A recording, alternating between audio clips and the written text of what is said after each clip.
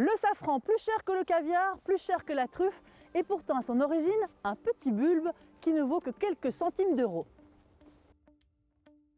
Et après floraison, récolte et séchage, le prix explose en magasin. Ces minuscules filaments d'oran que l'on utilise en cuisine comme épices valent une fortune. Ici, 9 980 € du kilo. On en a même trouvé à 98 000 € du kilo.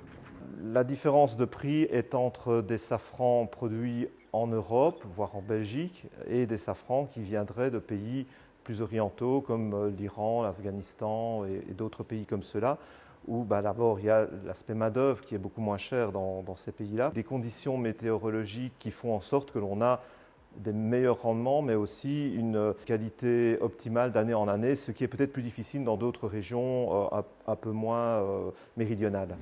Et ces stigmates, tant convoités, se récoltent aussi chez nous, comme ici à Anlois, près de Libin. C'est un Crocus sativus qui a une végétation inversée, c'est-à-dire que, contrairement au crocus qui pousse dans les pelouses au printemps, la nôtre apparaît à partir du mois d'octobre et on peut la récolter jusqu'à fin novembre.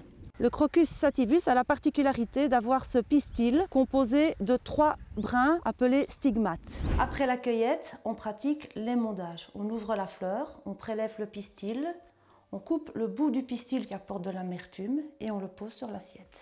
Les pistils perdront ensuite 80 % de leur poids après déshydratation. On a cueilli 150 fleurs, ce qui nous donne 5 grammes de pistil frais.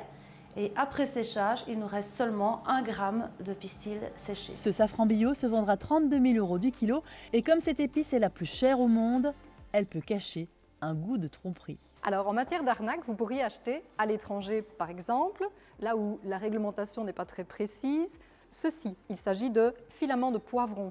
Je dirais au niveau visuel, ça pourrait peut-être passer, mais au niveau saveur, ça n'a rien à voir avec du safran. On pourrait aussi peut-être vous vendre à l'étranger du paprika doux à la place de safran moulu. Ça pourrait peut-être passer au niveau coloris, c'est assez proche, mais au niveau coloris uniquement. Vous pourriez aussi acheter éventuellement du safran qui en fait se révèle être du cartam. C'est du cartam fleur et pourtant bien étiqueté clairement safran. Alors, si vous voyagez dans des pays comme par exemple à l'île Maurice ou à l'île de la Réunion, vous pourrez acheter un produit comme celui-ci, étiqueté clairement safran, alors qu'en fait il s'agit de curcuma. Chez eux, on appelle curcuma le safran pays. Le safran peut être consommé en filament, mais aussi moulu. Mais pourquoi ce safran en poudre est souvent moins cher ? Logiquement, on ne devrait pas avoir de différence de prix entre l'un et l'autre, et même à la limite le moulu devrait coûter plus cher puisqu'il y a une opération en plus qui a été effectuée. Il y a dans certaines marques des différences très très importantes où les safrans moulus sont très bon marché, même si c'est quand même que du safran, mais c'est peut-être pas les plus belles parties du stigmate. Victime de contrefaçon, cette eau rouge est l'épice la plus convoitée au monde.